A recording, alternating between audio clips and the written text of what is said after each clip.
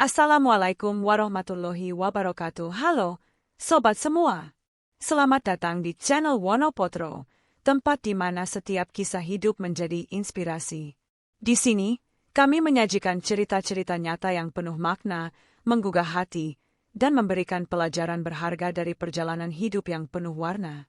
Apakah itu kisah perjuangan, keberhasilan, atau momen-momen reflektif? Semuanya kami hadirkan dengan harapan dapat menyentuh hati dan memberikan semangat baru bagi setiap penonton untuk itu. Jangan lupa mohon bantuan subscribe, aktifkan lonceng notifikasi, dan kami ucapkan banyak terima kasih. Selamat menikmati cerita-cerita inspiratif di Wonopotro. Di bawah aroma melati yang harum, Rina membangun mimpi bersama Rudy dari kontrakan kumuh menuju rumah mungil penuh cinta. Tapi ketika pengkhianatan merobek kebahagiaan mereka, Rudy memilih Santi, janda dengan pesona memikat, hanya untuk menemukan bahwa pilihannya membawanya ke dalam penyesalan yang pahit.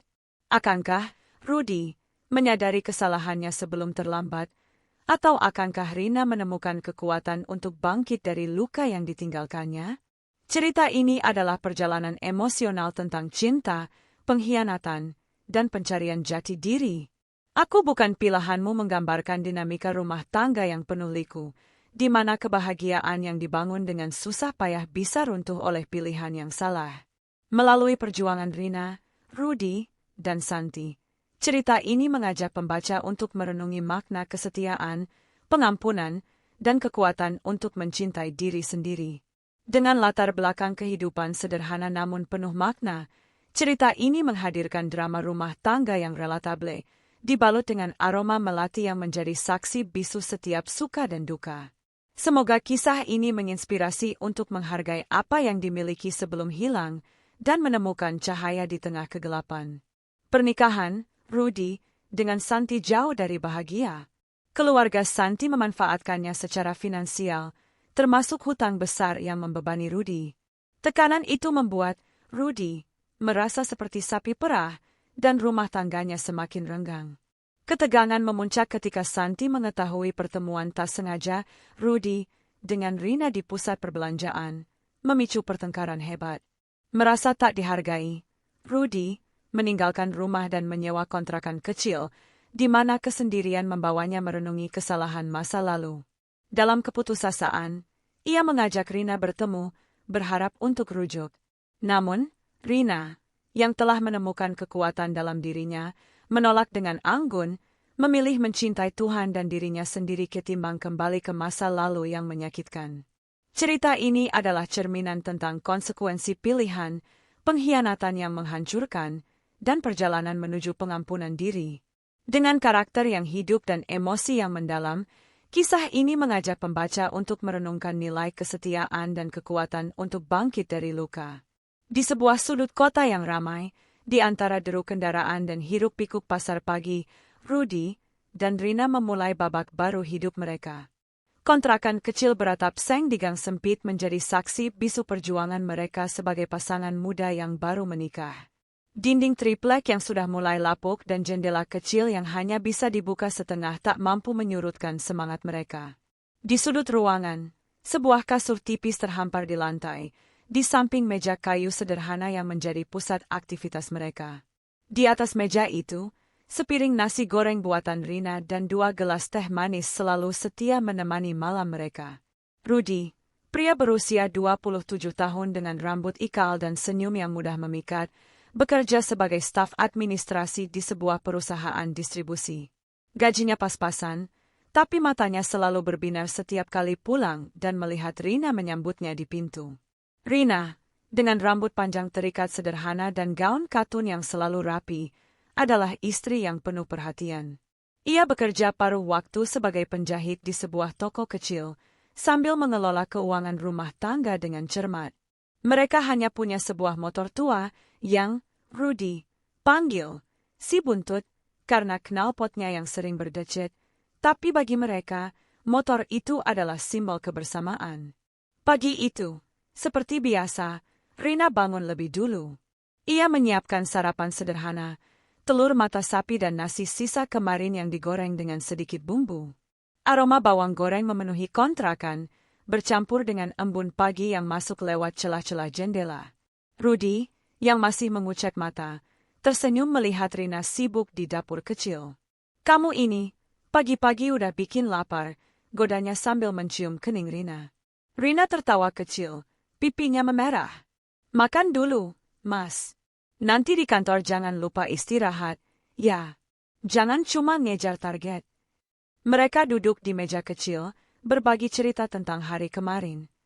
Rudy bercerita tentang bosnya yang cerewet, sementara Rina menceritakan pelanggan toko yang meminta jahitan gaun dalam waktu singkat.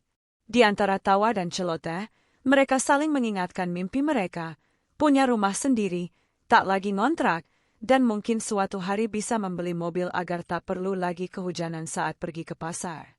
"Kita mulai dari nol, Rin," kata Rudy, menatap mata istrinya dengan penuh keyakinan. "Tapi aku janji, kita bakal sampai ke sana bareng." Hari-hari mereka di kontrakan itu penuh dengan momen sederhana namun hangat. Malam minggu, mereka sering duduk di teras kecil, menikmati angin malam sambil mendengarkan radio tua yang memainkan lagu-lagu lawas. Rina suka menyandarkan kepalanya di bahu Rudy, sambil berkata, "Mas, kalau kita punya rumah nanti, aku mau tanam bunga melati di depannya. Biar harum setiap pagi." Rudy hanya tersenyum, merangkul Rina erat, dan membayangkan hari-hari itu tiba. Namun, perjuangan mereka tak selalu mudah. Gaji, Rudy, sering habis untuk kebutuhan sehari-hari, dan kadang mereka harus memilih antara membayar kontrakan atau memperbaiki si buntut yang rewel. Suatu malam, saat hujan deras mengguyur kota, atap kontrakan bocor. Air menetes di sudut ruangan, dan Rina buru-buru mencari ember untuk menampungnya. Rudy, yang baru pulang dengan baju basah kuyup, hanya bisa memandang Rina dengan rasa bersalah.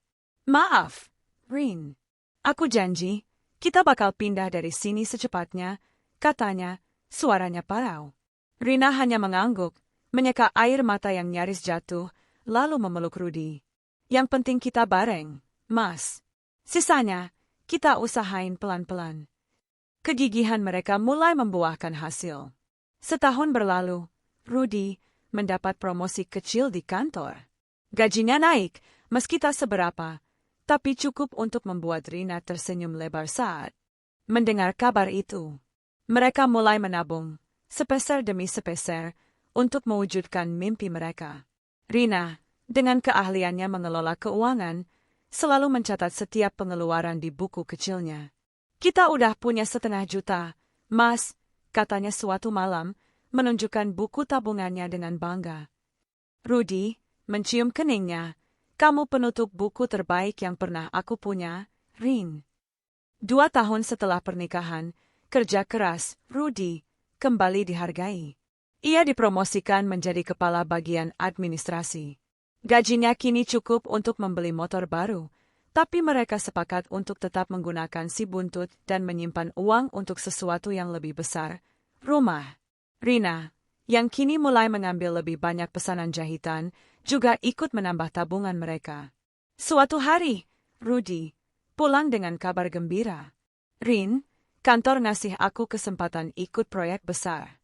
Kalau ini sukses, kita bisa mulai cicil rumah."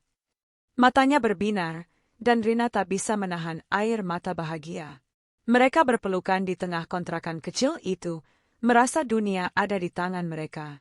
Tak lama kemudian, mereka menemukan sebuah rumah mungil di pinggiran kota. Harganya masih di luar jangkauan, tapi dengan pinjaman dari kantor dan tabungan mereka, mimpi itu mulai terlihat nyata. Rudy dan Rina sering menghabiskan akhir pekan untuk melihat-lihat rumah itu, membayangkan seperti apa hidup mereka di sana. "Di sini aku mau bikin dapur yang besar, Mas," kata Rina, berdiri di lahan kosong yang akan menjadi dapur impiannya. "Dan di sini, Rudy," menunjuk halaman depan, "kita tanam melati buat kamu." Setelah berbulan-bulan bernegosiasi dan mengatur keuangan, mereka akhirnya menandatangani akta pembelian rumah. Hari itu, mereka pindah dengan penuh sukacita. Si buntut setia mengangkut barang-barang mereka, meski harus bolak-balik berkali-kali. Malam pertama di rumah baru, Mereka duduk di lantai ruang tamu yang masih kosong, hanya ditemani kasur tipis dan radio tua. Kita berhasil, Rin, kata Denny, suaranya penuh haru. Rina memeluknya erat. Ini cuma awal, Mas. Kita masih punya banyak mimpi. Tak lama setelah pindah, Rudy mendapat kesempatan lain di kantor, pinjaman untuk membeli mobil. Meski awalnya ragu, Rina meyakinkannya, kita udah kerja keras, Mas. Mobil bakal bikin hidup kita lebih mudah. Mereka akhirnya membeli sebuah sedan bekas yang meski sederhana, terasa seperti kemewahan bagi pasangan yang mulai dari nol. Rina sering bercanda, dulu si buntut, sekarang kita naik kelas. Rudy hanya tertawa, merasa hidupnya sempurna dengan Rina di sisinya. Di rumah baru mereka, kehidupan terasa seperti mimpi. Rina mulai menanam melati di halaman depan, dan setiap pagi, aroma bunga itu menyambut mereka. Rudy, dengan karirnya yang terus menanjak, merasa tak ada yang tak mungkin selama Rina ada di sisinya. Malam-malam mereka diisi dengan rencana masa depan, liburan, anak, dan mungkin suatu hari membuka usaha kecil bersama. Kita tim terbaik, Rin, kata Rudy, suatu malam, saat mereka duduk di teras, menikmati teh dan bunga melati yang mulai mekar. Rina tersenyum, selama kita bareng, Mas, kita bisa apa saja. Namun, di balik kebahagiaan itu, bayang-bayang kecil mulai muncul. Rudy mulai sering lembur, mengaku ada proyek kantor yang menumpuk. Rina, dengan hati penuh cinta, memilih mempercayainya. Ia tak tahu bahwa di ujung kebahagiaan mereka, sebuah retakan kecil mulai terbentuk, menanti waktu untuk menghancurkan semua yang telah mereka bangun bersama. 3 tahun telah berlalu sejak Rudy dan Rina memulai hidup mereka di kontrakan kecil. Kini, rumah mungil dengan halaman penuh melati menjadi tempat mereka menata mimpi. Aroma bunga yang mekar setiap pagi masih setia menyapa Rina saat ia menyiapkan sarapan, sementara Rudy, yang kini menjabat sebagai kepala bagian administrasi, semakin sibuk dengan pekerjaannya. Mobil sedan bekas yang mereka beli dengan pinjaman kantor kini terparkir rapi di depan rumah, menggantikan si buntut yang kini hanya dipakai untuk perjalanan pendek ke pasar. Kehidupan mereka tampak sempurna, namun di balik tawa dan rencana masa depan, Rina mulai merasakan sesuatu yang tak biasa. Pagi itu, matahari baru saja menyelinap melalui jendela dapur ketika Rina menyiapkan bekal untuk Rudy, nasi kuning dengan ayam suwir dan sambal kesukaannya. Ia selalu bangun lebih dulu, memastikan Rudy berangkat dengan perut kenyang dan senyum di wajahnya. Namun, akhir-akhir ini, Rudy sering terburu-buru. Aku meeting pagi ini, Rin, katanya sambil mencium pipi Rina sekilas, lalu mengambil bekal tanpa banyak bicara. Rina hanya tersenyum kecil, mengangguk, meski ada sedikit rasa sesak di dadanya. Hati-hati, Mas, ucapnya, seperti biasa, sambil menatap Rudy yang melangkah menuju mobil. Perubahan kecil itu mulai terasa sejak beberapa bulan lalu. Rudy, yang dulu selalu punya waktu untuk mengobrol sambil minum teh di teras, kini sering pulang larut. Proyek kantor lagi banyak, katanya setiap kali Rina bertanya. Rina, dengan hati penuh percaya, tak pernah memaksa Rudy menjelaskan lebih jauh. Ia tahu betapa keras Rudy bekerja untuk mereka, untuk mimpi mereka. Tapi, malam demi malam, Rudy semakin jarang makan di rumah. Piring makan malam yang Rina siapkan sering kembali ke dapur dalam keadaan utuh, hanya ditutup plastik wrap dan disimpan di kulkas. Satu malam, ketika hujan rintik-rintik membasahi halaman, Rina duduk sendiri di ruang tamu, menunggu Rudy pulang. Jam dinding menunjukkan pukul 10, tapi Rudy belum juga muncul. Rina mencoba menghubungi ponselnya, tapi hanya nada sambung yang menjawab. Akhirnya, ia memutuskan untuk mengirim pesan singkat. Mas, udah di mana? Hati-hati, ya. Tak ada balasan. Rina mencoba menenangkan diri, mengalihkan perhatian dengan menjahit pesanan pelanggan, tapi pikirannya terus melayang. Baru sekitar tengah malam, suara mobil Rudy terdengar di halaman. Rina buru-buru membuka pintu, tapi Rudy hanya tersenyum tipis, wajahnya lelah. Maaf, Rin, meeting molor. Aku langsung tidur, ya, katanya, langsung menuju kamar tanpa mencium kening Rina seperti biasa. Keesokan harinya, Rina menemukan ponsel Rudy tergeletak di meja ruang tamu.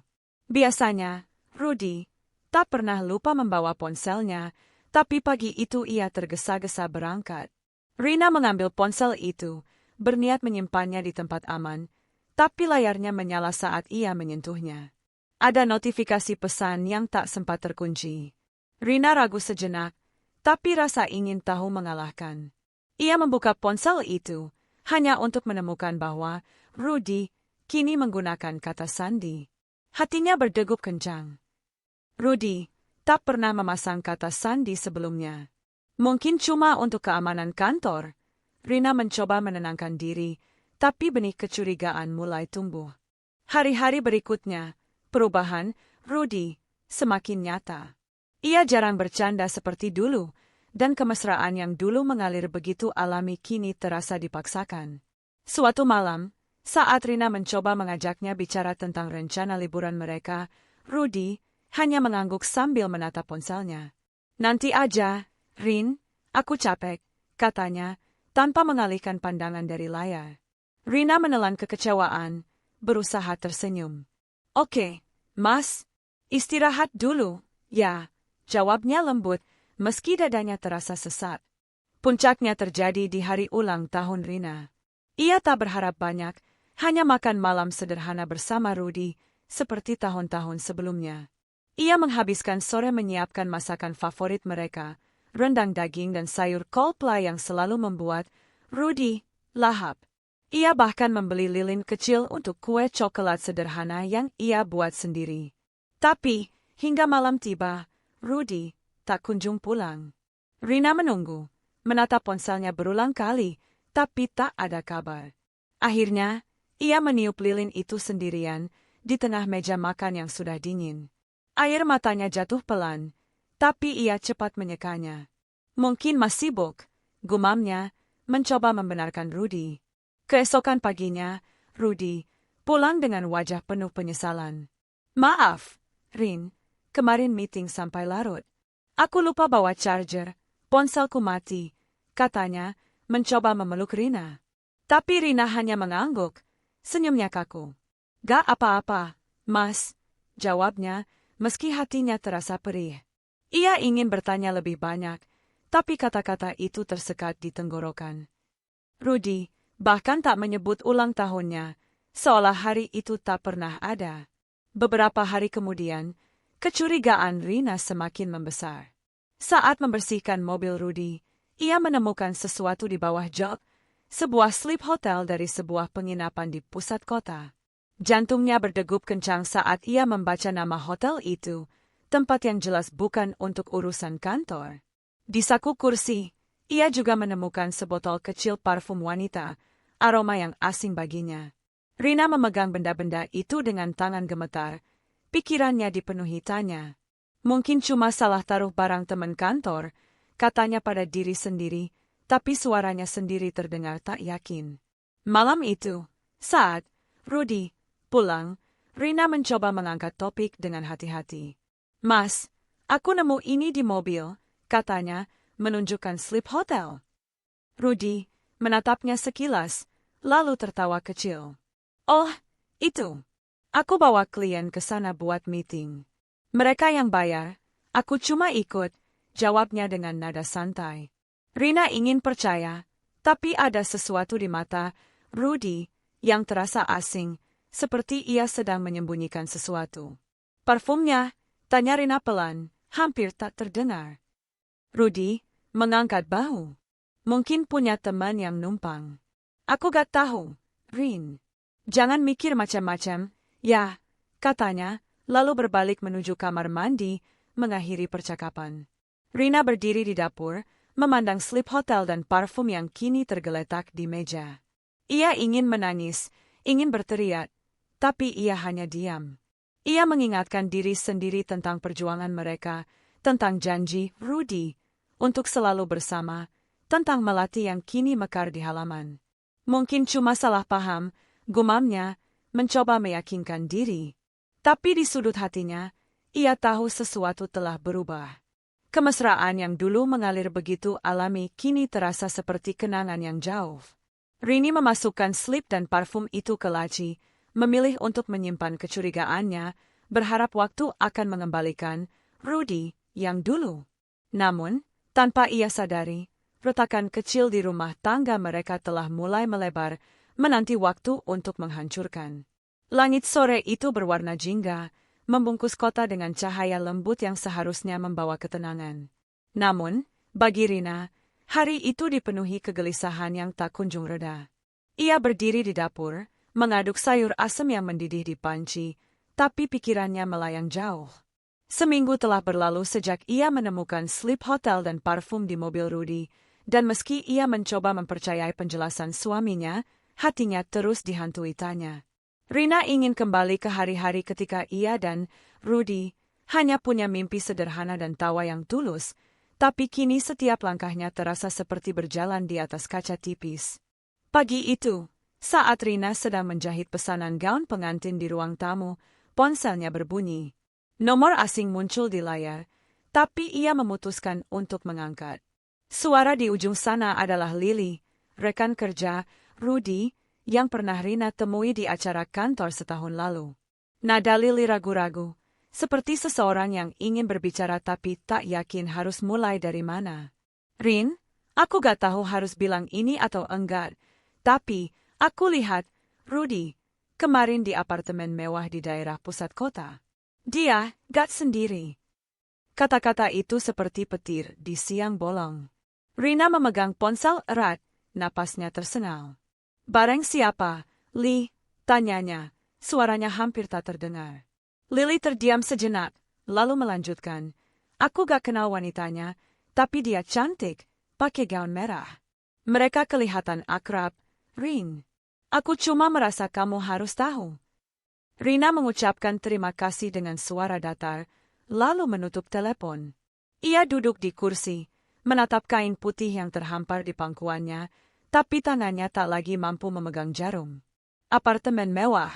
Wanita berpakaian merah. Kata-kata itu berputar di kepalanya, menciptakan gambaran yang ia tak ingin percayai. Rini mencoba menjalani hari itu seperti biasa. Ia menyelesaikan jahitan, membersihkan rumah, dan menyiapkan makan malam. Tapi setiap kali ia melirik jam, kecemasan semakin menggerogoti. Rudy bilang akan pulang lebih awal hari ini, tapi Rina tak bisa menahan diri. Ia harus tahu. Dengan tangan gemetar, ia mengambil kunci mobil dan meninggalkan catatan di meja. Mas, aku ke pasar sebentar. Itu bohong. Tapi ia tak ingin Rudy curiga jika pulang lebih dulu. Perjalanan ke pusat kota terasa panjang. Rina mengemudikan sedan mereka dengan hati-hati, meski pikirannya kacau. Apartemen yang dimaksud Lily berdiri megah di tengah kota, dengan menara kaca yang memantulkan cahaya matahari senja. Rina memarkir mobil di seberang jalan, di balik deretan pohon, agar tak mudah terlihat. Ia tak tahu apa yang ia cari, tapi ia merasa harus berada di sana. Jam menunjukkan pukul 5 sore, dan jantungnya berdetak kencang setiap kali seseorang keluar dari lobi. 2 jam berlalu, dan Rina hampir menyerah. Mungkin Lily salah lihat, pikirnya, mencoba menenangkan diri. Tapi kemudian, pintu lobi terbuka, dan Rudy muncul. Ia mengenakan kemeja biru yang Rina setrika pagi tadi, tapi senyum di wajahnya bukan untuk Rina. Di sampingnya, seorang wanita berjalan anggun dengan gaun merah yang mencolok. Rambutnya panjang, tergerai sempurna, dan ia tertawa pada sesuatu yang Rudy katakan. Tapi yang membuat Rina terpaku adalah pemandangan berikutnya. Rudy menggendong seorang anak kecil, perempuan berusia sekitar 4 tahun, dengan pita merah di rambutnya. Anak itu memeluk leher Rudy, dan Rudy mencium keningnya dengan penuh kasih sayang. Rina merasa dunia berhenti berputar. Napasnya terhenti, dan tangannya mencengkeram setir hingga jari-jarinya memutih. Ia ingin turun dari mobil, berteriak, menuntut penjelasan, tapi tubuhnya tak bergerak. Ia hanya bisa menatap, tak berkedip saat Rudy, wanita itu, dan anak kecil itu berjalan menuju mobil Rudy yang terparkir tak jauh dari lobi. Rudy membukakan pintu untuk wanita itu, yang kini Rina tahu bernama Santi, dan dengan hati-hati menempatkan anak itu di kursi belakang. Mereka tertawa, berbincang, dan tampak seperti keluarga kecil yang bahagia. Mobil Rudy melaju pergi, meninggalkan Rina dalam keheningan yang menusuk. Rina tak tahu berapa lama ia duduk di mobil, menatap jalan yang kini kosong. Air matanya jatuh tanpa suara, membasahi gaun sederhana yang ia kenakan. Ia ingin pulang, tapi kakinya terasa lemah. Gambaran, Rudy, menggendong anak itu terus berputar di kepalanya, seperti pisau yang terus mengiris. "Siapa mereka, Mas?" gumamnya. Suaranya pecah. Ia tahu jawabannya tak akan datang malam ini, tapi ia tak bisa menghentikan pertanyaan itu. Akhirnya, Rina menyalakan mesin mobil dan pulang. Di perjalanan, ia berusaha mengatur napas, menyeka air mata, dan memaksa dirinya untuk tetap tenang. Ia tak ingin Rudy melihatnya seperti ini, tak ingin suaminya tahu bahwa ia telah melihat rahasia yang disembunyikan. Saat tiba di rumah, Rudy belum pulang. Rina masuk ke kamar, membuka lemari, dan mengambil buku harian kecil yang ia simpan di balik tumpukan pakaian. Dengan tangan gemetar, ia menulis, "Hari ini, aku melihat Mas dengan wanita lain dan seorang anak. Hatiku hancur, tapi aku tak tahu apa yang harus kulakukan. Tuhan, beri aku kekuatan." Malam itu, Rudy pulang sekitar pukul 10. Ia tersenyum seperti biasa, mencium pipi Rina, dan berkata, "Hari ini capek banget, Rin. Ada meeting sama klien." Rina mengangguk, memaksakan senyum. "Makan dulu, Mas," katanya, menunjuk ke meja makan. Rudy menggeleng, "Aku udah makan di luar." "Langsung tidur, ya?" Ia berjalan ke kamar, meninggalkan Rina di ruang makan dengan piring yang tak tersentuh. Rina duduk di sofa, memandang bunga melati di halaman melalui jendela. Angin malam membawa aroma harum, tapi kali ini tak ada kehangatan yang biasanya ia rasakan. Ia memikirkan anak kecil itu, wajahnya yang ceria saat digendong Rudy. Apakah anak itu anak Santi? Apakah Rudy sudah punya kehidupan lain yang ia sembunyikan? Pertanyaan-pertanyaan itu seperti badai di kepalanya, tapi Rina memilih untuk diam. Ia tak ingin menghancurkan rumah tangga mereka, tak ingin kehilangan Rudy, meski hatinya sudah retak. Sebelum tidur, Rina berdoa di samping ranjang, berbisik agar Tuhan memberinya petunjuk. Ia tahu ia tak bisa terus berpura-pura, tapi ia juga tak siap menghadapi kebenaran. Untuk saat ini, ia hanya bisa menyimpan rahasia yang ia lihat sore ini, menyimpannya seperti luka yang tak terucap. Rina naik ke ranjang, berbaring di samping Rudy yang sudah tertidur, tapi matanya tetap terbuka hingga dini hari. Di luar, melati terus mekar, tak peduli pada badai yang mulai mengintai rumah kecil itu. Pagi di rumah kecil Rina dan Rudy masih dimulai dengan aroma kopi dan suara burung yang berkicau di halaman. Bunga melati yang Rina tanam dengan penuh cinta tetap mekar, menyebarkan harum yang dulu selalu membuatnya tersenyum. Namun, kini setiap helai kelopak itu terasa seperti pengingat akan luka yang ia simpan rapat-rapat. Sejak melihat Rudy bersama Santi dan anak kecil itu di depan apartemen mewah, Rina berjalan di antara kenyataan dan kepura-puraan, berusaha menjaga rumah tangganya tetap utuh meski hatinya telah retak berkeping-keping. Rina bangun lebih pagi dari biasanya, berharap rutinitas akan menenangkan pikirannya yang kacau. Ia menyiapkan sarapan, roti bakar dengan selai kacang untuk Rudy, dan teh manis hangat. Tapi saat Rudy keluar dari kamar, mengenakan kemeja yang sudah ia setrika malam sebelumnya, ia hanya mengangguk singkat. "Aku buru-buru, Rin." "Meeting pagi," katanya, mengambil sepotong roti dan langsung menuju pintu. Rina ingin berkata sesuatu, mungkin meminta Rudy duduk sebentar, tapi kata-kata itu tersekat di tenggorokannya. "Hati-hati, Mas," ucapnya pelan, seperti mantra yang ia ulang setiap hari untuk menjaga semuanya tetap normal. Setelah Rudy pergi, Rina duduk di meja makan, menatap cangkir teh yang mulai dingin. Gambaran, Rudy menggendong anak kecil itu terus menghantuinya. Siapa anak itu? Apakah Rudy benar-benar punya kehidupan lain?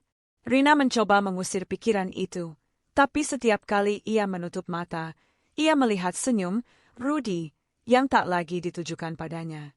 Ia merasa seperti bayang-bayang di rumah ini, istri yang hanya ada untuk menyiapkan makan dan menjaga rumah, tapi tak lagi disentuh oleh cinta suaminya. Hari-hari berlalu dengan pola yang sama. Rina menjalani rutinitasnya, menjahit pesanan pelanggan, membersihkan rumah, dan menyiapkan makan malam yang sering tak tersentuh. Ia mulai kehilangan selera makan, tubuhnya terasa lelah, tapi ia tak pernah mengeluh. Di depan Rudy, ia selalu tersenyum, berbicara tentang hal-hal kecil seperti cuaca atau pesanan jahitannya. Tapi di dalam, ia bertanya-tanya, apa yang salah darinya? Mengapa Rudy berubah? Apakah ia tak lagi cukup untuk suaminya? Suatu malam, Rina mencoba mendekati Rudy. Ia mengenakan gaun sederhana yang dulu Rudy bilang membuatnya terlihat cantik, berharap bisa mengembalikan sedikit kehangatan di antara mereka. Setelah makan malam, ia duduk di samping Rudy di sofa, menyentuh tangannya pelan. Mas, kita udah lama gak ngobrol beneran. Aku kangen, katanya, suaranya lembut tapi penuh harap.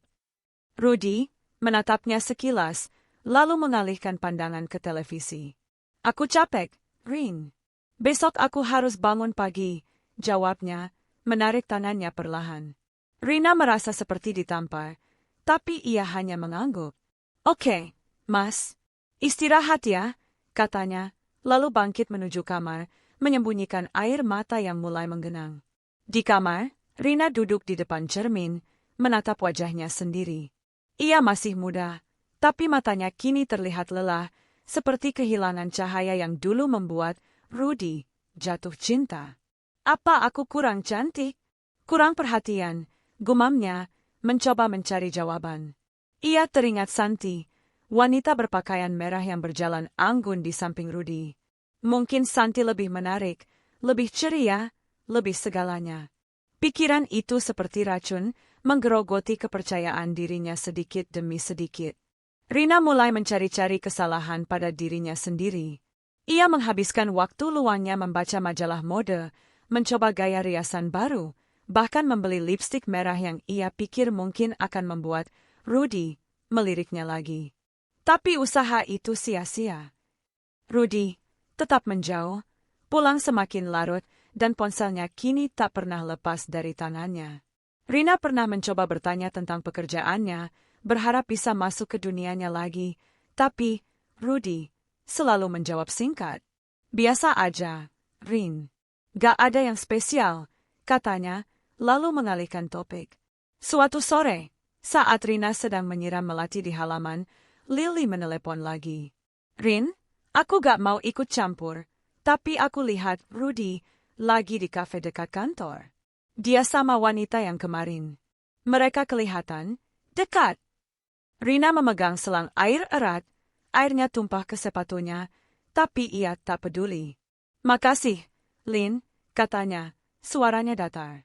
Setelah menutup telepon, ia berdiri di halaman, menatap bunga-bunga yang ia rawat dengan penuh kasih. Kenapa, Mas? Bisiknya pada angin, tapi tak ada jawaban. Malam itu, Rina tak menyiapkan makan malam. Ia duduk di ruang tamu, menunggu Rudy pulang, tapi tak ada semangat untuk berpura-pura lagi.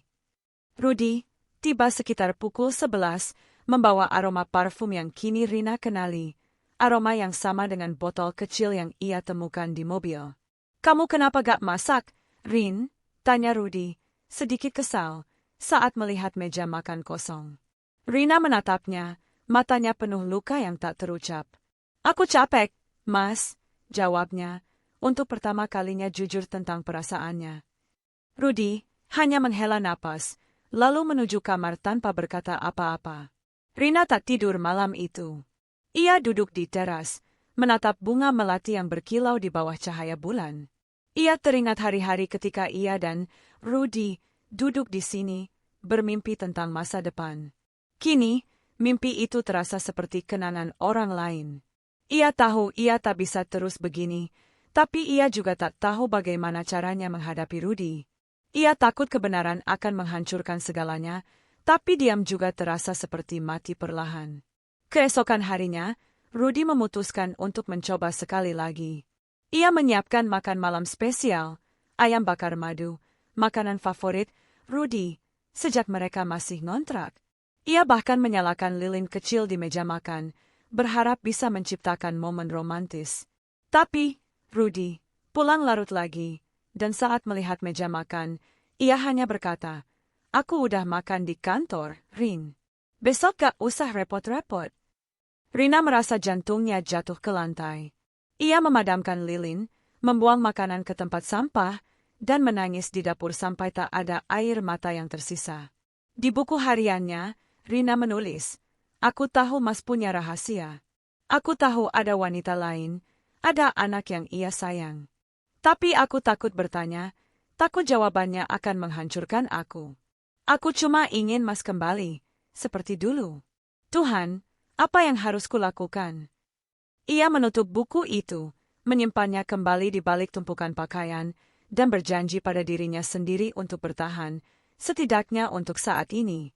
Rina kembali ke rutinitasnya, menjahit, membersihkan rumah, dan berpura-pura semuanya baik-baik saja. Tapi setiap kali ia melihat Rudy, ia merasa seperti melihat orang asing. Cinta yang dulu begitu kuat kini terasa seperti tali yang semakin tipis, siap putus kapan saja. Rina tahu ia tak bisa selamanya menyimpan luka ini, tapi untuk saat ini, ia memilih diam, berharap keajaiban akan mengembalikan Rudy ke pelukannya.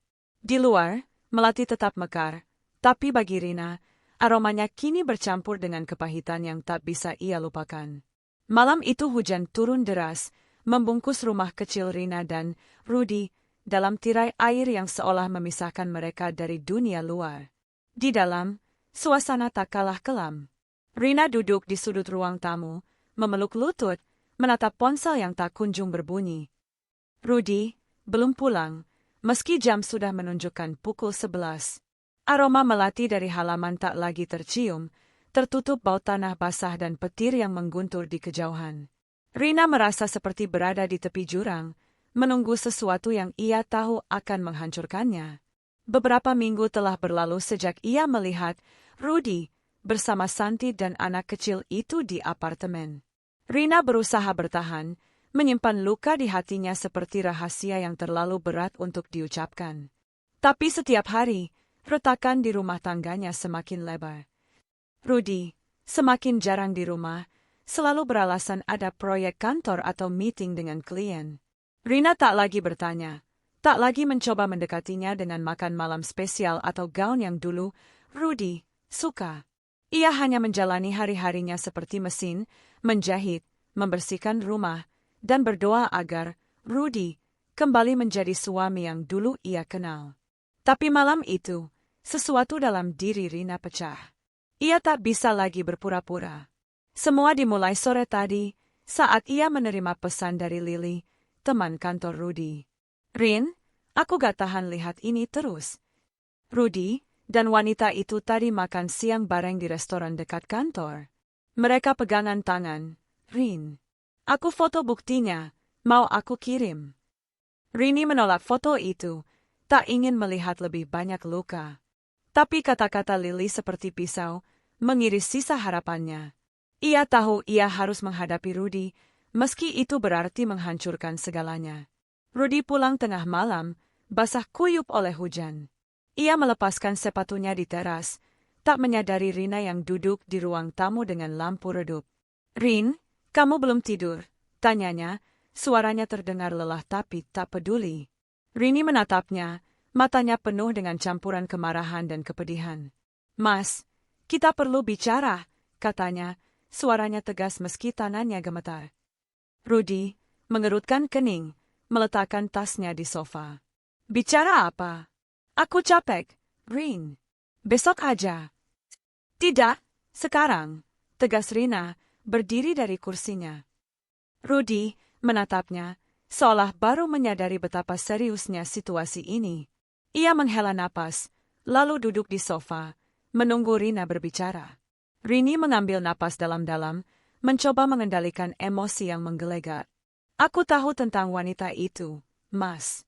Aku lihat kamu di apartemen bareng dia dan anak kecil. Aku tahu kamu gak cuma kerja lembur. Jujur sama aku, siapa dia? Wajah Rudy memucat, tapi ia cepat memasang ekspresi defensif. Kamu ngomong apa, Rin? Jangan main tudur. Itu cuma teman, urusan kantor. Rina tertawa pahit, air matanya mulai mengalir. Teman? Teman yang kamu gendong anaknya? Teman yang kamu pegang tangannya di restoran? Jangan bohongi aku lagi, Mas. Suaranya meninggi, pecah oleh isakan yang ia coba tahan. Rudy terdiam, menunduk, tak mampu menatap mata Rina. Hujan di luar semakin deras, seolah mencerminkan badai di hati mereka. Akhirnya, Rudy mengangkat kepala, suaranya rendah. Dia, namanya Santi. Aku kenal dia dari proyek kantor. Aku gak tahu kenapa ini kejadian, Rin. Aku gak niat nyakitin kamu. Kata-kata itu seperti pukulan keras di dada Rina. Ia mundur selangkah, tangannya mencengkeram sandaran kursi untuk menjaga keseimbangan. Jadi kamu selingkuh, Mas?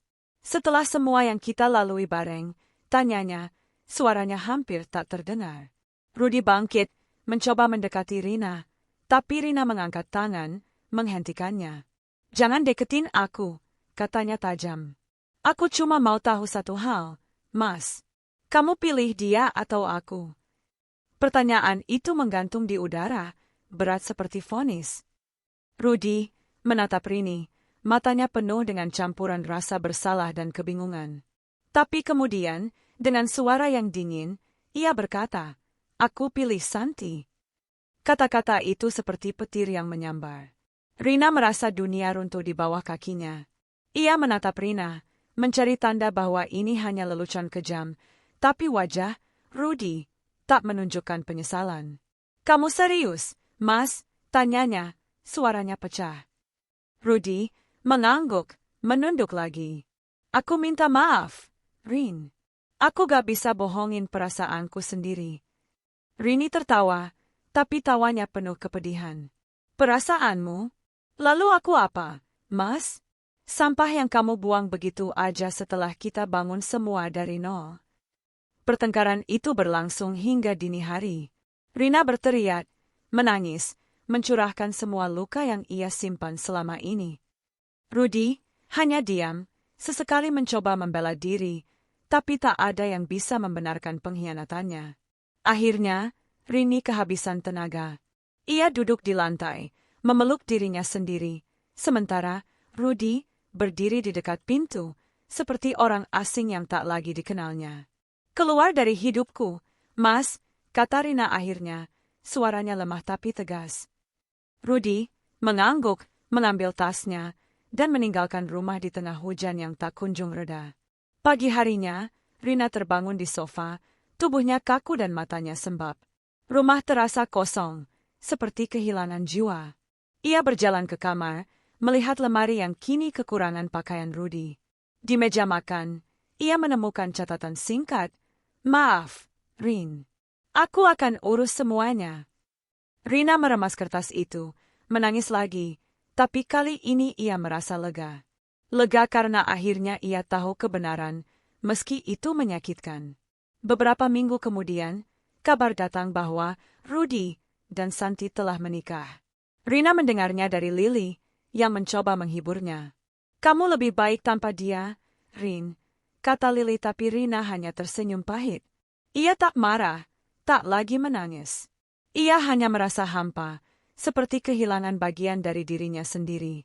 Rumah yang dulu penuh tawa kini sunyi, hanya ditemani suara jarum jahit dan radio tua yang masih memainkan lagu-lagu lawas.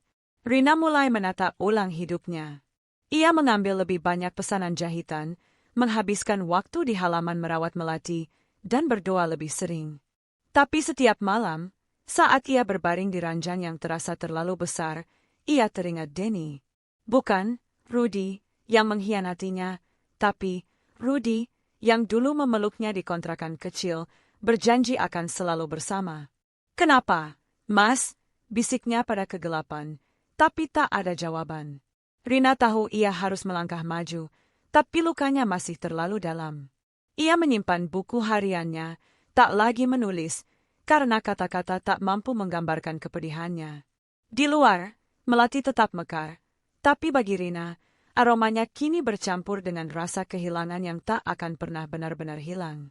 Ia hanya bisa bertahan, menunggu waktu menyembuhkan, meski ia tahu bahwa beberapa luka akan selamanya meninggalkan bekas. Cahaya pagi menyelinap melalui jendela apartemen baru Rudy, memantul di dinding putih yang masih terasa asing baginya. Apartemen itu, dengan perabotan modern dan pemandangan kota yang sibuk, adalah tempat ia memulai hidup barunya bersama Santi, istri keduanya. Tapi pagi ini, seperti banyak pagi lainnya, Rudy terbangun dengan kepala penuh beban. Di sampingnya, Santi masih tertidur, rambutnya tergerai di bantal, wajahnya tenang seperti tak menyadari badai yang mulai mengintai pernikahan mereka. Di kamar sebelah, Rita, anak Santi yang berusia 4 tahun, sedang bermain dengan bonekanya, suaranya ceria mengisi keheningan. Rudy bangkit dari ranjang, berjalan ke dapur kecil untuk membuat kopi. Ia menatap cangkir di tangannya, teringat rumah mungilnya bersama Rina, tempat ia dulu menikmati teh manis buatan istrinya sambil mengobrol tentang mimpi mereka. Kini, segalanya berbeda. Pernikahan dengan Santi, yang awalnya terasa seperti petualangan baru, kini mulai menunjukkan sisi pahitnya. Rudy berpikir mungkin ia terlalu terburu-buru, terlalu terpesona oleh senyum Santi dan kehangatan yang ia tawarkan, tanpa melihat apa yang ada di baliknya. Hari-hari pertama pernikahan mereka memang penuh warna. Santi, dengan pesonanya yang memikat, membuat Rudy merasa hidup kembali. Mereka sering makan malam di restoran mewah, berjalan-jalan di malam minggu, dan menghabiskan waktu bersama Rita, yang dengan cepat membuat Rudy jatuh cinta. Rita, dengan mata bulat dan tawa renyahnya, memanggil Rudy, "Papa," dengan penuh kepercayaan, dan Rudy merasa seperti pahlawan kecil bagi gadis itu. Tapi kilau itu mulai memudar seiring waktu, digantikan oleh kenyataan yang jauh dari harapannya. Masalah pertama muncul dari keluarga Santi. Kakaknya, Budi, sering datang tanpa diundang, menginap berhari-hari di apartemen mereka. "Cuma sebentar, Rud," kata Budi sambil tersenyum lebar, tapi setiap kepergiannya selalu disertai permintaan pinjaman uang. "Buat modal usaha, Rud. Pasti balik kok," janjinya, tapi Rudy tahu uang itu tak akan pernah kembali. Ibu Santi juga tak kalah sering muncul, membawa keranjang penuh makanan tapi selalu pulang dengan cerita tentang tagihan listrik atau kebutuhan mendadak lainnya. Rudy, yang awalnya ingin menyenangkan Santi, selalu mengangguk dan membuka dompetnya, meski tabungannya mulai menipis. Santi sendiri tak banyak membantu. Ia sering beralasan sibuk mengurus Rita atau lelah setelah seharian di salon, tempat ia bekerja paruh waktu. Rudy tak keberatan membiayai kebutuhan mereka, tapi ia mulai merasa seperti mesin ATM. "Dan, aku butuh uang buat beli baju baru buat Rita," kata Santi suatu sore, sambil menunjukkan foto gaun kecil yang harganya setara dengan gaji seminggu Denny. Rudy menghela napas, "Bukannya kemarin kita udah beli sepatu buat dia?" Santi cemberut, "Kamu gak sayang sama Rita, ya?" Pertanyaan itu selalu membuat Rudy menyerah, meski hatinya mulai jengkel. Puncaknya datang sebulan lalu, saat Rudy menerima telepon dari bagian keuangan kantornya. "Pak Rudy, ada tagihan atas nama Ibu Santi sebesar 50 juta. Katanya Bapak yang menjamin. Ini harus segera dilunasi, kalau tidak ada konsekuensi hukum." Rudy terpaku, merasa darahnya mendidih. Ia tak pernah menjamin hutang apapun, apalagi sebesar itu. Malam itu, ia menghadapi Santi di ruang tamu, sementara Rita sudah tertidur. "San, ini apa? Hutang 50 juta. Kamu gak bilang apa-apa sama aku," bentaknya, suaranya keras hingga Santi tersentak. Santi menunduk, air matanya mulai mengalir. Aku gak tahu harus bilang gimana, Rudy. Itu, hutang waktu aku masih sendiri, buat biaya hidup sama Rita. Aku pikir kamu gak akan keberatan, makanya aku kasih nama kamu ke mereka. Rudy menatapnya tak percaya, tangannya mengepal. Gak keberatan? Ini 50 juta, San. Aku kerja banting tulang, dan kamu seenaknya bikin hutang atas nama aku. Santi menangis lebih keras. Aku cuma mau yang terbaik buat Rita. Kamu kan suami aku sekarang. Kamu harus tanggung jawab. Kata-kata itu seperti tamparan. Rudy merasa terjebak, diperas oleh wanita yang ia pikir akan membawa kebahagiaan. Tapi tekanan dari debt collector dan rasa malu di kantor memaksanya bertindak. Ia mengajukan pinjaman ke kantor, yang berarti gajinya akan dipotong setiap bulan selama 2 tahun. Malam saat ia menandatangani perjanjian pinjaman, ia duduk di balkon apartemen, menatap kota yang berkilau, tapi merasa seperti tenggelam dalam kegelapan. Sejak itu, hubungan Rudy dan Santi berubah. Kemesraan yang dulu mengalir begitu alami kini terasa dipaksakan. Santi masih berusaha manis, tapi setiap senyumnya terasa seperti topeng. Rudy mulai menghindari pulang cepat, memilih lembur di kantor meski tak ada pekerjaan mendesak. Ia merasa apartemen itu bukan rumah, hanya tempat singgah yang penuh tuntutan. Rita tetap menjadi cahaya kecil dalam hidupnya, tapi bahkan kehadiran gadis itu tak cukup untuk menghapus rasa sesak di dadanya. Suatu malam, saat Santi pergi ke acara keluarga tanpa izin, Rudy duduk sendirian di ruang tamu, memandang foto pernikahannya dengan Santi yang terpajang di dinding. Ia teringat Rina, senyumnya yang tulus, tangannya yang selalu hangat saat memeluknya. "Apa kabar kamu, Rin?" gumamnya, merasa bodoh karena baru sekarang menyadari apa yang ia tinggalkan.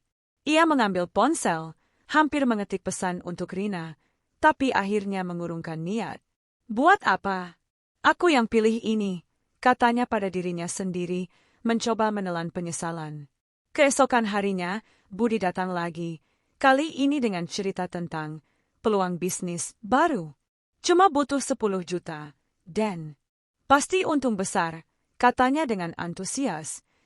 Rudy menatapnya dingin. "Aku gak punya uang, Bud. Cari aja yang lain." Budi tertawa, menepuk pundak Rudy. "Jangan gitu, Rud. Kan kamu suami adikku, harus bantu keluarga." Kata-kata itu membuat Rudy muak. Ia bangkit, mengambil jaketnya, dan meninggalkan apartemen tanpa berkata apa-apa. Rudy berjalan di trotoar kota, tanpa tujuan.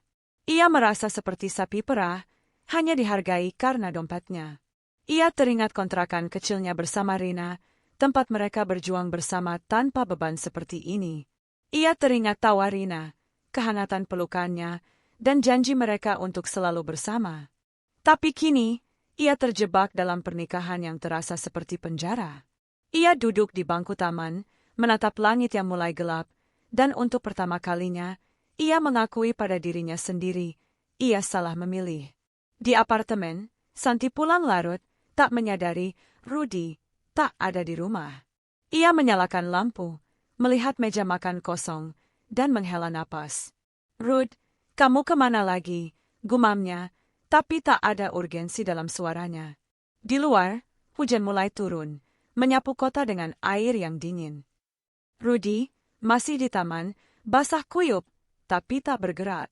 Ia tahu ia tak bisa terus begini, tapi ia juga tak tahu bagaimana keluar dari jebakan yang ia ciptakan sendiri.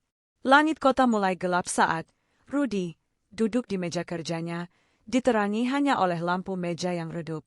Kantor sudah sepi, hanya suara pendingin udara yang berdengung pelan mengisi ruangan.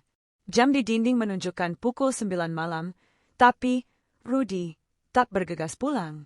Apartemennya bersama Santi, yang dulu ia pikir akan menjadi tempat kebahagiaan baru, kini terasa seperti sangkar yang penuh tekanan. Ia lebih memilih menghabiskan waktu di kantor, menatap dokumen yang tak lagi ia baca, daripada menghadapi kenyataan di rumah. Pernikahan Rudy dan Santi, yang baru berjalan beberapa bulan, semakin terasa seperti beban. Hutang 50 juta yang ia lunasi untuk Santi masih menyisakan potongan gaji yang membuat keuangannya ketat. Keluarga Santi terus menjadi sumber masalah. Budi, kakak Santi, tak henti meminta uang untuk bisnis yang tak pernah jelas. Sementara ibu Santi sering datang dengan keluhan finansial yang selalu berakhir dengan Rudy membuka dompetnya. Santi sendiri tak banyak berubah. Ia masih menghabiskan waktu di salon atau bersama teman-temannya, meninggalkan Rudy merasa seperti penutup kebutuhan, bukan suami. Rudy meraih cangkir kopi yang sudah dingin, menatap foto kecil Rita yang ia simpan di laci meja. Gadis kecil itu, dengan senyum polos dan pita merah di rambutnya, adalah satu-satunya alasan Rudy belum benar-benar menyerah. Rita memanggilnya, Papa, dengan tulus, dan setiap pelukannya membuat Rudy merasa masih ada sesuatu yang berharga dalam hidupnya. Tapi bahkan kehadiran Rita tak bisa menghapus rasa lelah yang menumpuk di hatinya. Ia merasa seperti sapi perah, hanya dihargai karena apa yang bisa ia berikan, bukan karena siapa dirinya. Malam itu, Rudy memutuskan untuk tidak pulang.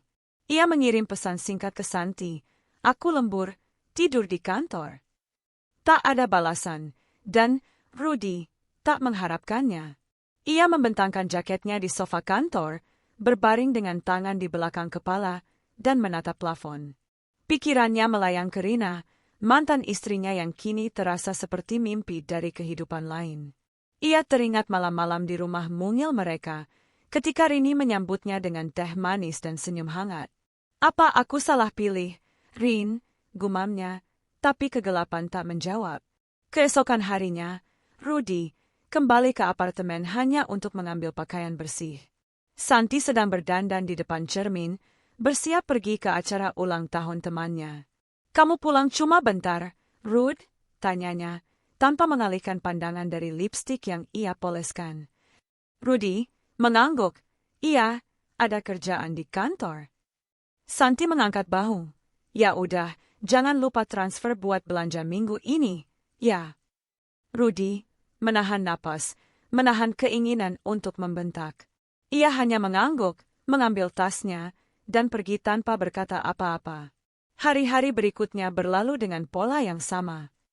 Rudy semakin jarang pulang, memilih tidur di kantor atau kadang menginap di rumah temannya, Andi, yang tak banyak bertanya tentang kehidupannya. Andi hanya menyediakan sofa dan sekaleng bir, cukup untuk membuat Rudy merasa sedikit lega. "Lo gak capek, Rud, hidup gini?" tanya Andi suatu malam, sambil menyerahkan botol dingin. Rudy tersenyum pahit. "Capek, bro. Tapi apa lagi yang bisa gue lakuin?" Andi menggeleng, tak ingin mendesak lebih jauh.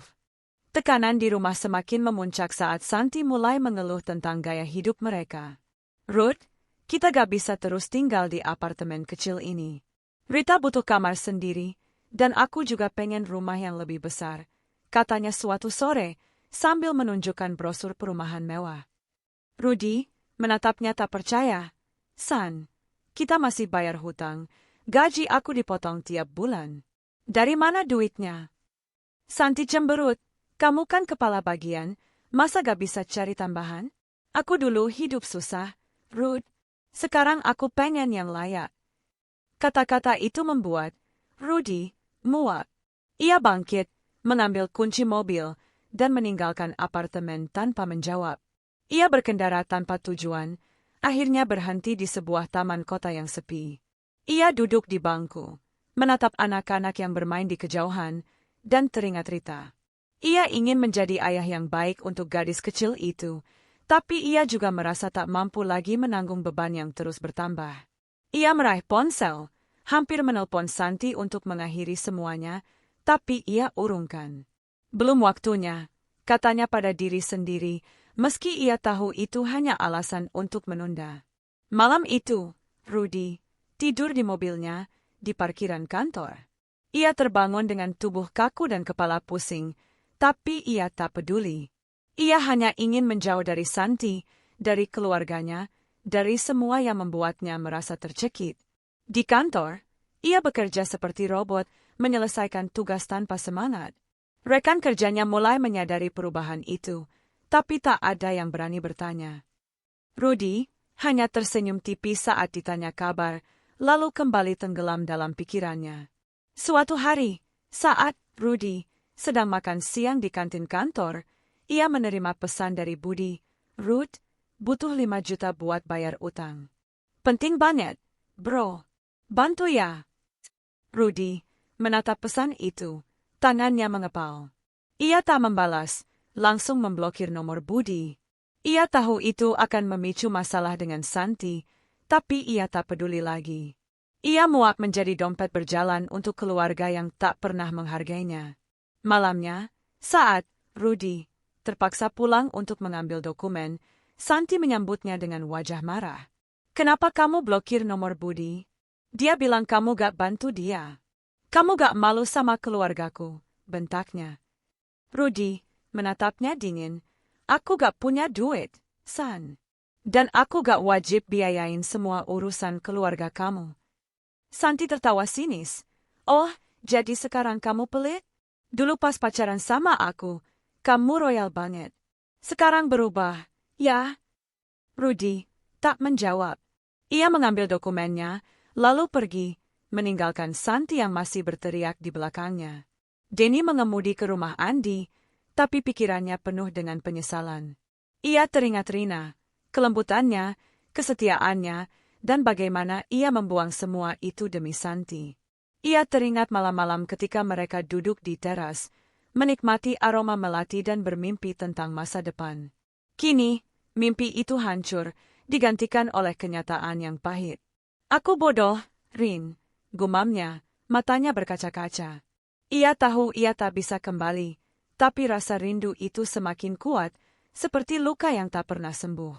Di apartemen, Santi duduk di sofa, memandang foto pernikahannya dengan Rudy.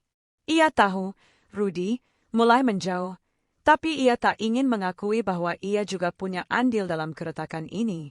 Ia menganggap Rudy harus bertanggung jawab, harus memenuhi semua kebutuhannya, karena itulah yang ia harapkan dari seorang suami. Tapi di sudut hatinya, ia merasa takut kehilangan Rudy, takut kembali ke kehidupan sulit yang dulu ia jalani sebagai janda. Di luar, hujan turun lagi, menyapu kota dengan air yang dingin. Rudy masih di mobilnya, menatap jalan yang basah, merasa seperti orang asing dalam hidupnya sendiri. Ia tahu rumah tangganya dengan Santi tak akan bertahan lama, tapi ia belum tahu bagaimana cara keluar dari jebakan ini. Yang ia tahu, ia merindukan kedamaian yang dulu ia miliki bersama Rini, meski ia juga tahu bahwa kedamaian itu kini hanya kenangan yang tak akan pernah kembali. Sore itu, matahari memancarkan cahaya keemasan yang lembut, menyapu jalanan kota dengan warna hangat. Rudy berjalan di lorong pusat perbelanjaan, tangannya memegang kantong plastik berisi dokumen kantor yang baru saja ia ambil dari percetakan. Pikirannya kosong, lelah oleh rutinitas yang sama, kerja, menghindari Santi, dan tidur di mana saja kecuali apartemennya. Ia tak lagi merasa seperti dirinya sendiri, hanya bayang-bayang dari pria yang dulu penuh mimpi bersama Rina. Pusat perbelanjaan ini, dengan keramaiannya yang riuh, hanya membuatnya merasa semakin terasing. Rudy memutuskan untuk membeli kopi di sebuah kafe kecil di sudut mal. Saat ia berjalan menuju sana, matanya tanpa sengaja menangkap sosok yang dikenalnya. Di depan toko pakaian, Rina berdiri, memegang beberapa baju anak-anak yang ia periksa dengan cermat. Ia mengenakan blus sederhana berwarna biru muda, rambutnya terikat rapi, dan wajahnya tampak tenang, seperti tak tersentuh oleh badai yang pernah mereka alami. Rudy terpaku, jantungnya berdetak kencang. Ia ingin berbalik, menghindari pertemuan yang pasti akan menyakitkan, tapi kakinya justru melangkah mendekat. "Rin," panggilnya pelan, hampir tak yakin suaranya sendiri terdengar. Rina menoleh, matanya membesar sejenak sebelum kembali tenang. "Mas Rudy," katanya, suaranya lembut tapi sopan, seperti berbicara dengan kenalan lama. Rudy tersenyum kaku, mencoba menyembunyikan kegelisahan. "Lagi belanja, ya?" tanyanya, merasa bodoh karena tak tahu apa lagi yang harus dikatakan. Rina mengangguk, menunjukkan baju kecil di tangannya. Iya, buat keponakan. Ulang tahunnya minggu depan. Mereka berdiri di tengah keramaian, tapi seolah dunia hanya milik mereka berdua. Rudy menatap Rina, mencari jejak luka yang ia tinggalkan, tapi yang ia lihat adalah ketenangan yang tak ia duga. Rina tampak berbeda, lebih kuat, lebih anggun, seperti telah menemukan kedamaian yang hilang darinya. "Kamu, apa kabar, Rin?" tanya Rudy, suaranya serak. Rina tersenyum tipis. "Alhamdulillah, baik. Kerja masih jahit, sekarang mulai buka usaha kecil-kecilan. Kamu sendiri gimana, Mas?" Pertanyaan itu seperti pisau, tapi Rudy berusaha menjawab dengan santai. "Ya, gitu-gitu aja. Kantor masih sibuk." Ia tak menyebut Santi, tak menyebut Rita, dan Rina tak bertanya. Mereka mengobrol ringan, tentang cuaca, tentang kota yang semakin macet, tentang kenangan kecil yang tak menyentuh luka mereka. Rudy merasa seperti kembali ke masa lalu, ketika segalanya sederhana, tapi ia tahu ini hanya ilusi. Rina tetap ramah, tapi ada jarak yang tak terucapkan di antara mereka. Obrolan mereka terhenti saat pegawai toko mendekati Rina, menawarkan diskon. Rina tersenyum, berpamitan dengan sopan.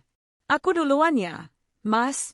Hati-hati di jalan," katanya, lalu berbalik menuju kasir. Rudy ingin menghentikannya, ingin berkata sesuatu yang bisa menahan waktu, tapi ia hanya mengangguk. "Kamu juga, Rin," gumamnya, menatap punggung Rina yang menghilang di antara kerumunan. Ia berdiri di sana, merasa seperti kehilangan sesuatu yang tak akan pernah ia dapatkan kembali. Malam itu, Rudy kembali ke apartemennya, tapi pikirannya penuh dengan Rina. Ia tak bisa melupakan senyumnya, ketenangannya, dan bagaimana ia tampak bahagia tanpa dirinya. Di ruang tamu, Santi sedang menonton televisi, Rita tertidur di pangkuannya. "Kamu dari mana? Kok lama banget?" tanya Santi, nadanya sedikit curiga. Rudy menggeleng, "Cuma ambil dokumen." Ia tak ingin berdebat, tak ingin menjelaskan. Ia hanya ingin melarikan diri dari kenyataan yang semakin menyesakkan. Tapi masalah datang lebih cepat dari yang ia duga. Keesokan harinya, Santi menghadapinya dengan wajah marah. "Aku tahu kamu ketemu Rina kemarin," bentaknya, memegang ponselnya yang menunjukkan foto Rudy dan Rina di mall. "Teman aku lihat kalian ngobrol. Kamu masih suka sama dia, ya?" Rudy menatap foto itu, terkejut tapi juga muak. "Kami cuma ketemu sebentar, San." "Gak ada apa-apa," jawabnya, suaranya dingin. Tapi Santi tak berhenti. "Jangan bohong, Ruth. Aku tahu kamu menyesal nikah sama aku. Kalau gitu, kenapa dulu kamu pilih aku?" Pertanyaan itu seperti pukulan. Rudy ingin menjawab, ingin berteriak bahwa ia memang menyesal, bahwa ia merindukan Rina dan kedamaian yang dulu ia miliki. Tapi ia hanya diam, menatap Santi dengan mata lelah. "Aku gak mau ribut, San," katanya akhirnya, mengambil jaketnya dan berjalan menuju pintu. Santi berteriak di belakangnya, "Kamu gak bisa lari terus, Ruth. Aku istri kamu.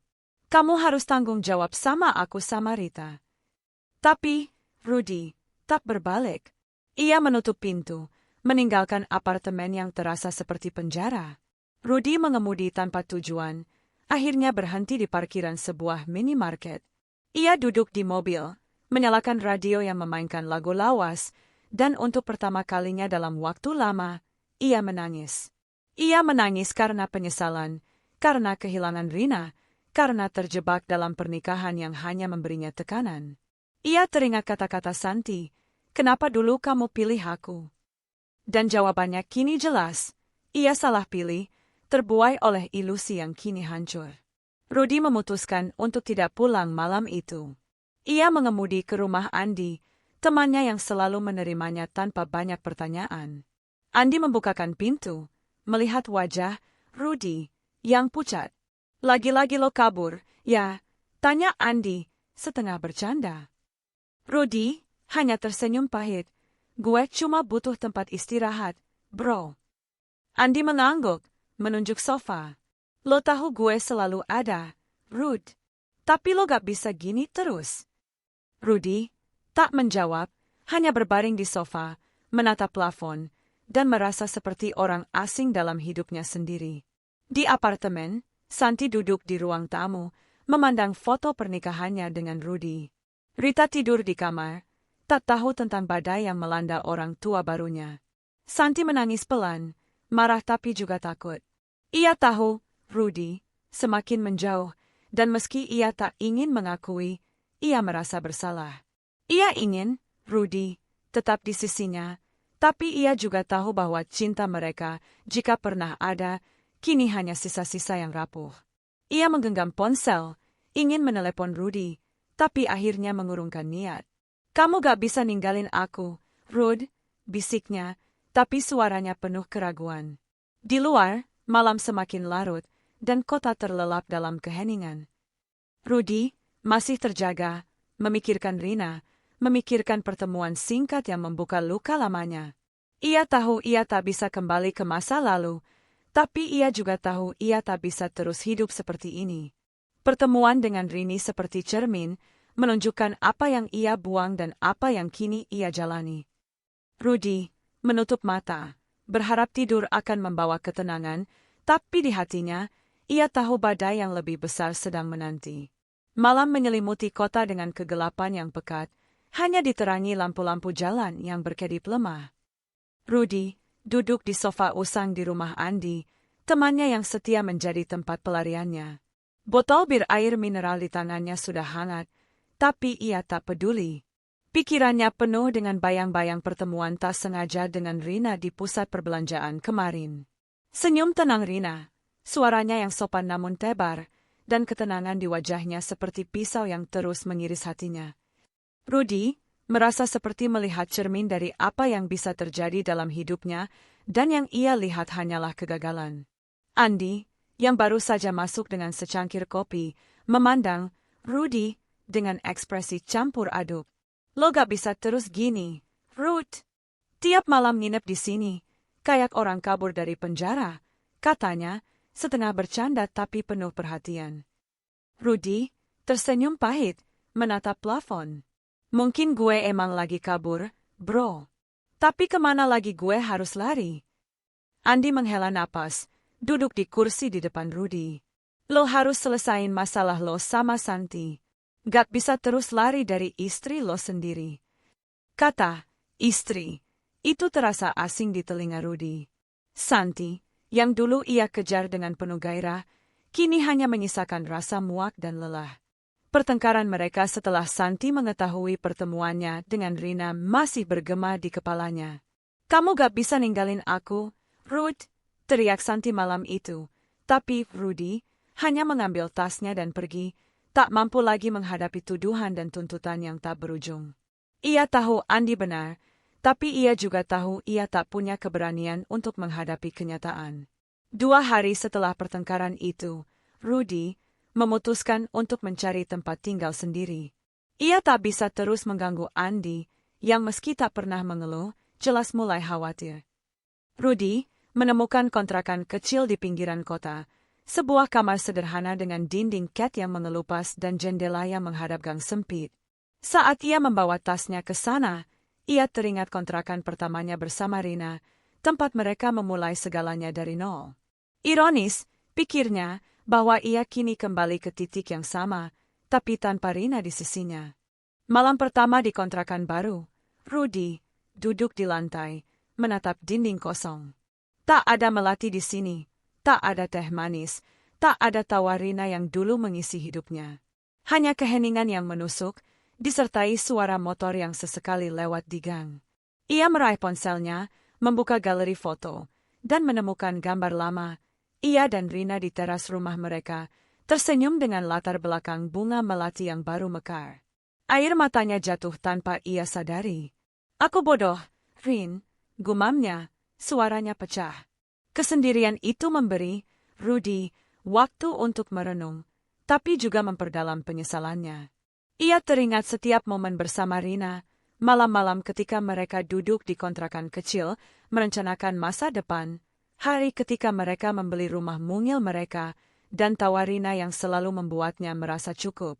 Ia juga teringat bagaimana ia mengkhianati semua itu, terbuai oleh pesona Santi yang ternyata hanya ilusi. Kini, ia terjebak dalam pernikahan yang penuh tekanan, dengan hutang yang masih membebani dan keluarga Santi yang terus memerasnya. Rudy mulai memikirkan Rina lebih sering. Ia bertanya-tanya bagaimana kehidupannya sekarang, apakah ia benar-benar bahagia seperti yang ia lihat di mall. Ia ingin tahu apakah Rina masih memikirkan dia, atau apakah ia sudah benar-benar melupakannya. Rasa rindu itu semakin kuat, hingga suatu malam, ia tak bisa menahannya lagi. Ia mengetik pesan untuk Rina.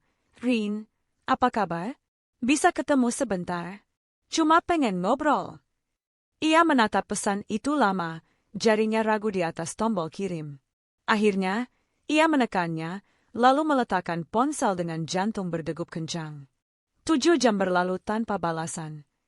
Rudy hampir menyerah, berpikir Rina mungkin tak ingin berurusan dengannya lagi. Tapi sore itu, saat ia sedang membuat kopi di dapur sempit kontrakannya, ponselnya berbunyi. Pesan dari Rina. "Baik, Mas. Besok jam 4 di rumah makan sederhana. Boleh?"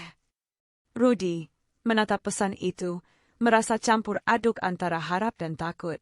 Ia menjawab singkat, "Oke, Rin. Makasih." Ia tahu pertemuan ini mungkin tak akan mengubah apapun, tapi ia merasa harus melakukannya. Malam itu, Rudy tak bisa tidur. Ia membayangkan bagaimana pertemuan itu akan berlangsung, apa yang akan ia katakan, dan bagaimana Rina akan menanggapinya. Ia ingin meminta maaf, ingin menjelaskan bahwa ia menyesal, tapi ia juga tahu kata-kata tak akan cukup untuk menebus pengkhianatannya. Ia teringat wajah Rina di mall, ketenangannya yang membuatnya iri. "Kamu kuat, Rin." "Aku yang lemah," gumamnya, menutup mata tapi tetap terjaga. Keesokan harinya, Rudy bersiap dengan hati-hati.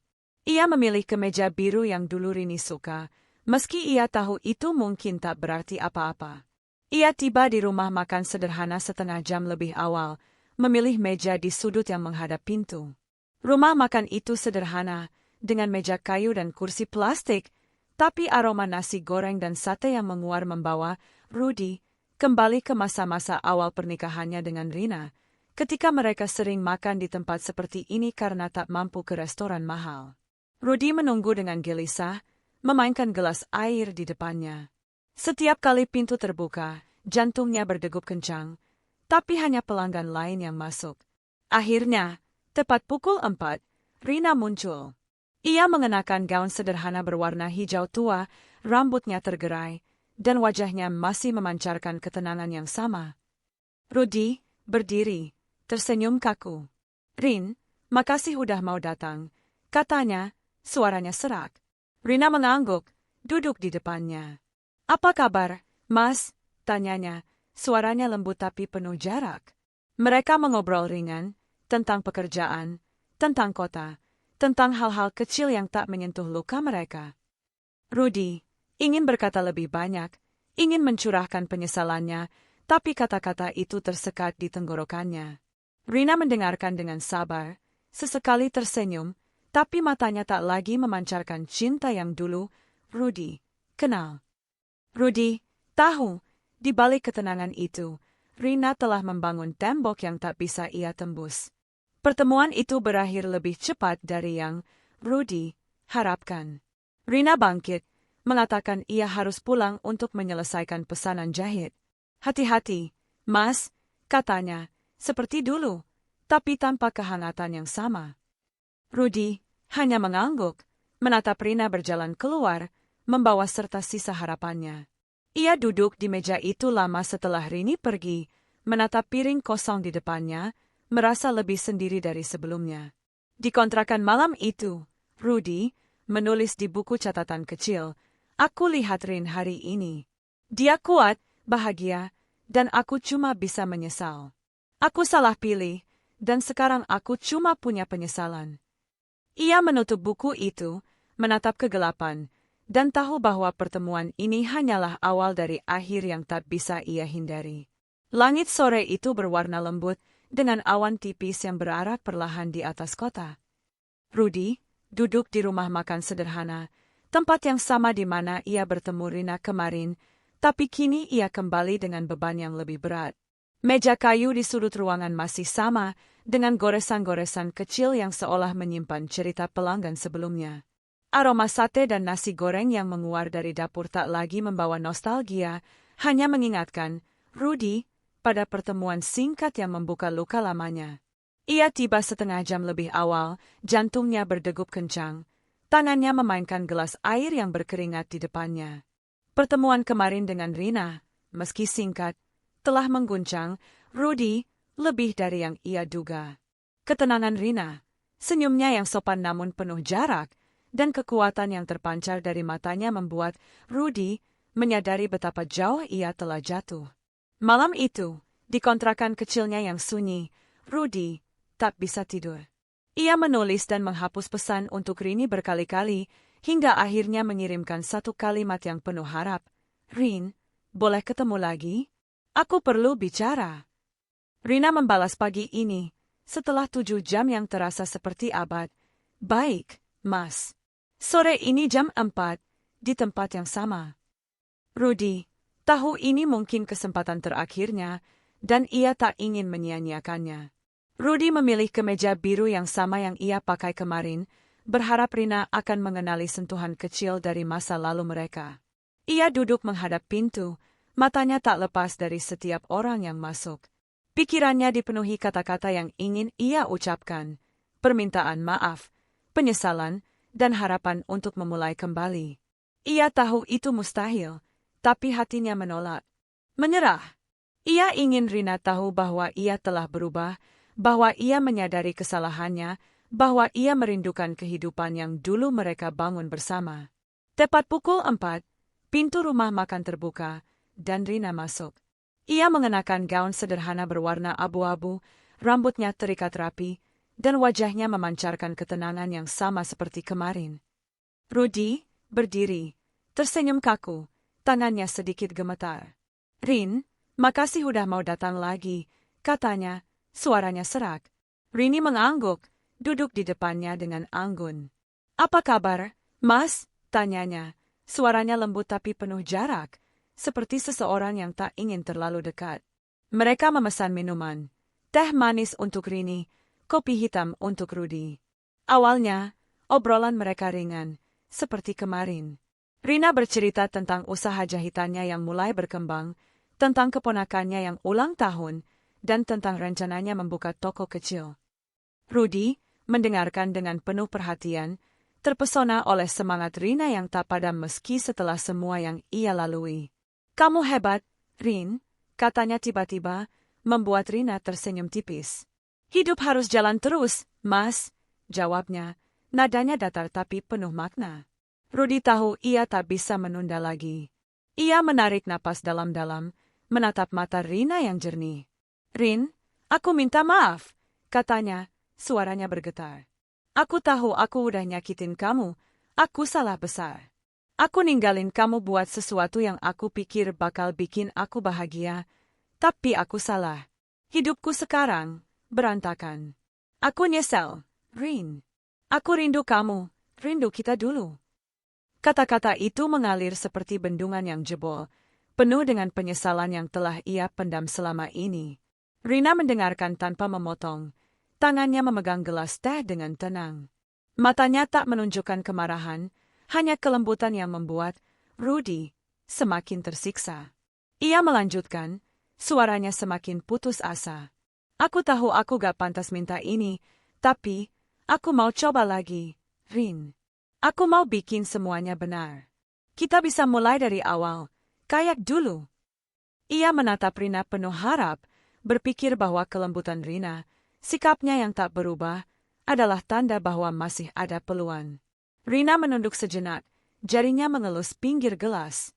Saat ia mengangkat kepala, matanya bertemu dengan Rudy, dan senyumnya masih sama, lembut, tapi penuh keteguhan. "Mas, terima kasih udah jujur," katanya, Suaranya tenang tapi tegas. Aku dulu memang cinta mati sama kamu. Aku kasih semua yang aku punya buat kita, buat rumah kita, buat mimpi kita.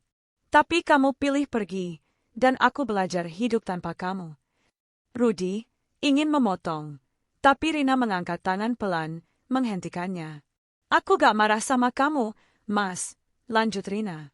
Aku udah maafin kamu sejak lama, karena aku gak mau hidup dengan dendam. Tapi aku juga belajar mencintai diriku sendiri, dan sekarang cintaku buat Tuhan dan hidupku. Aku bahagia sekarang, Mas, dengan caraku sendiri. Aku gak bisa balik ke masa lalu, dan aku gak mau. Kata-kata itu diucapkan dengan begitu anggun, begitu tulus, hingga Rudy merasa seperti ditampar oleh kebenaran yang tak bisa ia bantah. Denny terdiam, matanya berkaca-kaca. Ia ingin berkata sesuatu, ingin memohon, tapi ia tahu itu sia-sia. Rina telah berubah, bukan lagi wanita yang dulu menangis karenanya, tapi seseorang yang telah menemukan kekuatannya sendiri. Aku cuma pengen kamu bahagia, Rin, katanya akhirnya, suaranya pecah. Rina tersenyum. Aku tahu, Mas, dan aku harap kamu juga bisa nemuin kebahagiaanmu, meski bukan sama aku. Rini bangkit, mengambil tasnya. Aku duluan ya, Mas. Ada pesanan yang harus diselesain, katanya, seperti kemarin, tapi kali ini, Rudy, tahu ini adalah perpisahan. Hati-hati, Rin, gumamnya, menatap Rini berjalan keluar, gaun abu-abunya berkibar pelan di angin sore. Rudy duduk di meja itu lama setelah Rina pergi, menatap gelas kosong di depannya, merasa seperti kehilangan sesuatu yang tak akan pernah kembali. Malam itu, di kontrakannya, Rudy duduk di lantai, memandang dinding kosong. Ia tak menyalakan lampu, hanya membiarkan kegelapan menyelimutinya. Kata-kata Rina berputar di kepalanya, cintaku buat Tuhan dan hidupku. Ia menyadari bahwa Rina telah melangkah jauh, sementara ia masih terjebak dalam penyesalan. Ia mengambil buku catatan kecilnya, menulis, Rin menolakku, dan aku tahu kenapa. Dia layak dapat yang lebih baik. Aku harus belajar hidup dengan pilihan bodohku. Di rumah kecilnya, Rina duduk di teras, menatap bunga melati yang mekar di bawah cahaya bulan. Ia merasa lega, seperti beban terakhir telah terangkat dari pundaknya. Ia tak lagi merasa sakit saat memikirkan Rudy, hanya doa kecil agar ia menemukan jalan keluar dari kegelapannya. Rina tersenyum, melelus kelopak melati, dan berbisik, "Terima kasih, Tuhan, untuk kekuatan ini." Ia masuk ke rumah, menyalakan lampu, dan kembali ke mesin jahitnya, siap melanjutkan hidup yang telah ia bangun dengan tangannya sendiri. Di luar, malam berjalan pelan, membawa kota ke dalam tidur yang tenang. Rudy masih terjaga, menatap kegelapan, tahu bahwa ia harus menghadapi hidupnya sendiri meski tanpa Rina. Rina, di sisi lain, telah menemukan kedamaian, berjalan dengan kepala tegak, menuju masa depan yang ia ciptakan dengan cinta untuk dirinya sendiri.